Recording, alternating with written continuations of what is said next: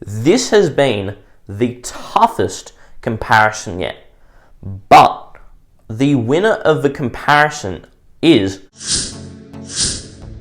Hey guys, this is JP's LEGO Reviews. Today, I'm going to compare the LEGO Star Wars Force Awakens version of the Millennium Falcon to the LEGO Star Wars First Order Star Destroyer. Now, I'm going to compare both of their displayability. I'm going to compare the realism of both of these sets. I'm going to compare the building experiences of these sets. I'm going to compare the value proposition of both of these sets. I'm going to compare the minifigure selection in both of these sets. And finally, I'm going to compare the playability of these sets before I get to my final thoughts. So, let's break it down. Now, which LEGO set do I think is the best for displaying? Now, it's actually a really difficult choice because they both actually look really good on display, and everything that's been done with both of these sets has been well considered, unlike other sets I've seen. But if I have to have a winner, I'll give it to the Star Destroyer. The reason why is just because the color palette of the Star Destroyer makes a bit of sense. Meanwhile, even though I know that the Millennium Falcon in the sequel trilogy is quite scrappy, it has a bit of it rusted, so it's obviously going to have a bit more of a broken up look. The Star Destroyer is a nicer set to display simply because it looks cleaner, yet it still has the details you want from a set. Now, let's move on to the realism factor of these sets. Now, when it comes to realism, yet again, this is a very hard decision, but I'm going to give it very slightly now towards the Millennium Falcon. The reason why is because of scaling.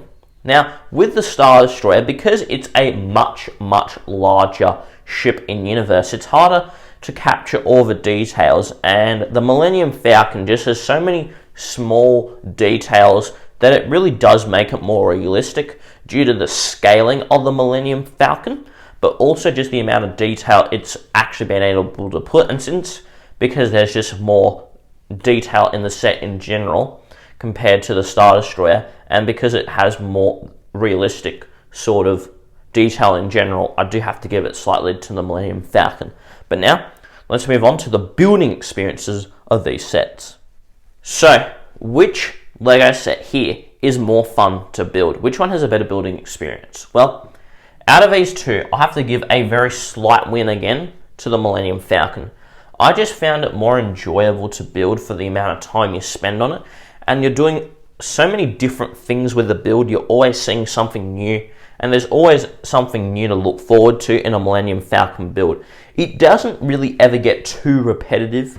Meanwhile, with the Star Destroyer, you are always, like, even though it's a great building experience too, you're building something unique, but it can feel a bit more boring, especially when you're assembling the two halves of the outer case of the Star Destroyer. Meanwhile, you're always building something pretty much new in the Millennium Falcon. But now, let's move on to the value proposition of these two sets. Now, when it comes to value proposition, this has to be the easiest vote here, and it's the Star Destroyer. Now, I think the Star Destroyer is probably worth, as a LEGO set, maybe $5 or $10 more.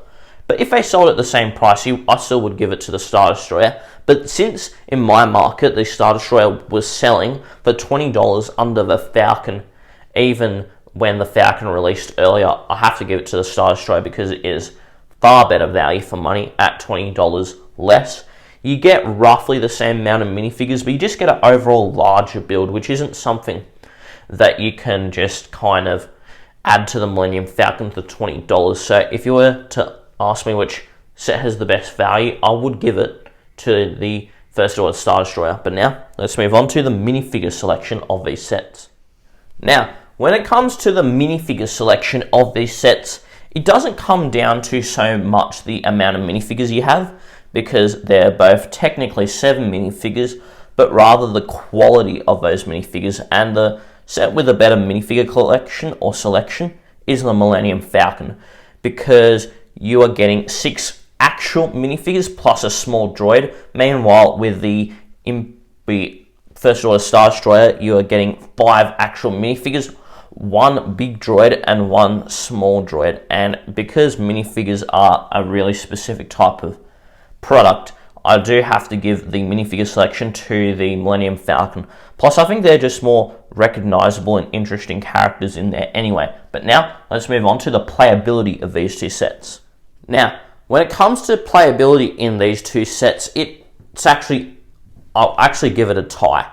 The reason why is because both of these sets I would really say are equally playable.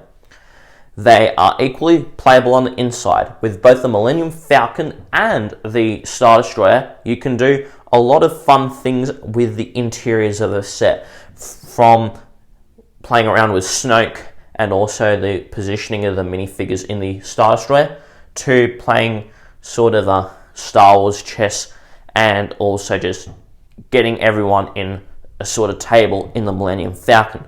And when it comes to the outside, now, the Millennium Falcon has spring-loaded shooters which are fun to use, but the Star Destroyer has stud shooters which they're okay too.